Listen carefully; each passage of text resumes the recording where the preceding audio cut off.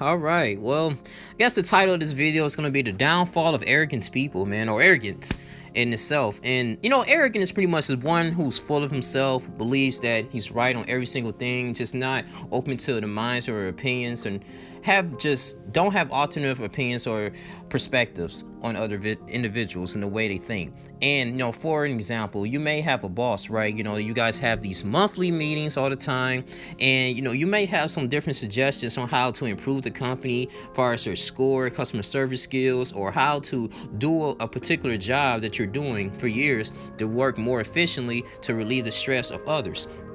And you present these things to the meetings. They always ask for suggestions, but they never consider it. And it could be the simple fact because you may be in a low financial position than them, or they just feel like they just prejudge you, thinking that, oh well, since you're not a boss, or since you're just a regular employee, I tell you what to do. I'll just put this in the back burner. But still, reprimand you when things are not going right and they're going by their old agenda. And see, that's the frustration part of people that's arrogant. They feel like they just know every single thing. For the most part, they don't, or they may know knowledge of a particular subject, but it has nothing to do with the progression of the task. And when I deal with arrogant people, I just kind of just walk away, or I just don't say anything. I just really pretty much cut off communications and let them talk, because you can't really tell them anything. You can't give them any new insight and new information. Now, confidence is just someone who believes that what he is, he talks to himself, and he believes that he can complete a task regardless of what he goes through. You laser focused, but you have an alternative opinions of things, and you're open-minded. You're not closed-minded to things that's going to help you get where you need to be. And so you have the task at hand, you're going to complete it. And usually most of these confidence there's a great trait of individuals who have great confidence, man. They're great leaders, and not only they're going to position themselves to become great, but others that want them, that's in their circle, that's in the same page as them, they're gonna put them in positions so they can be in their level and maybe simply surpass them. And I just feel like arrogant people, man, they really create a huge just unnecessary drama and nonsense into their lives. And I can't really stand that, man, from my previous boss. But I was reading the book of Daniel when I came home from work, and Daniel really, what I got from the book, of course, he was Daniel was under King Nebuchadnezzar after he taken over King Joachim, who's the king of Judah at that particular time, and he was the ruler of the king of Babylon. God gave him this dominion, this power, everything. Until then, he decided to, create a statue and with gold and bronze and iron, and have all his people that was under him to worship it. And it was three people, I think it was Abednego, Mensah, I can't really pronounce their names, but it was three individuals that decided not to worship it, because that's like, I'm not going to worship a false god. I'm going to worship the God that I love, the one that created me, that gave me life. And so he gave one of his strongest soldiers to tie him up and throw him to this blaming furnace. It was so blazing, it was so hot, to the point that the soldiers that was ordered to take them up there, they end up dying. They died, because of the flames.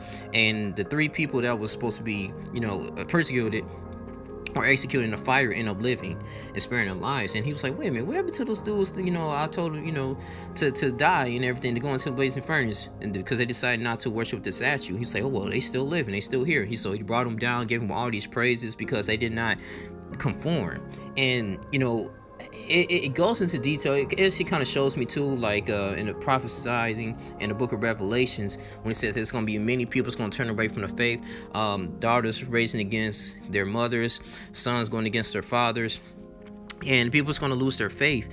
And Daniel had the ability to say, like, listen, man, these dreams here that you're having, is that, listen, it goes to show you that you are the dominion. God gave you this power. God gave you this spirit. God gave you this notion that you're going to be very successful. But if you continue to turn away from me, this is what's going to happen. And the consequences was that you're just going to eat grass like an ox. People's going to go against you, and you're gonna have like nails like claws as of the birds, and you're gonna be drenched in the dew of heaven if you do not renounce your sins. And so of course King Nebuchadnezzar, in disturbing ways, he decided to listen to it for a little bit. But ever since he started going to his own ways, worshiping other statues and stuff like that, and mocking God, and God was pleased with that.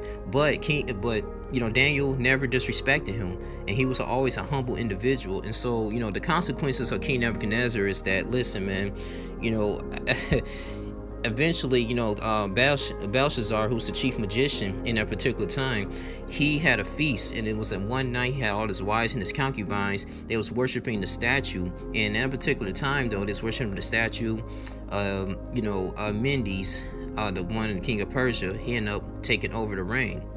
And Daniel prophesied again. He said, well, Mendes take so writing on the wall, Mendes take over Mendes. So these are the stuff is going to happen. You're going to have different kingdoms that are going to be divided, and they're going to go against you. And so therefore, because of his arrogance and him being full of himself and not worshiping the Lord and taking him into consideration, because God is a jealous God, he lost his kingdom to another ruler. And I just want to say is that sometimes, we get into our accomplishments, we have all these type of just inabilities to do things, inabilities to do great things, and sometimes we keep God out of the picture, but he will always humble us. In Matthew 23:12, I simply explain all the time is that those who humble themselves will be exalted. Those who exalt themselves will be humble. That's the most beautiful things ever, man. We have to humble ourselves, and it just pretty much comes from a lack of knowledge, or it can come from just insecurity.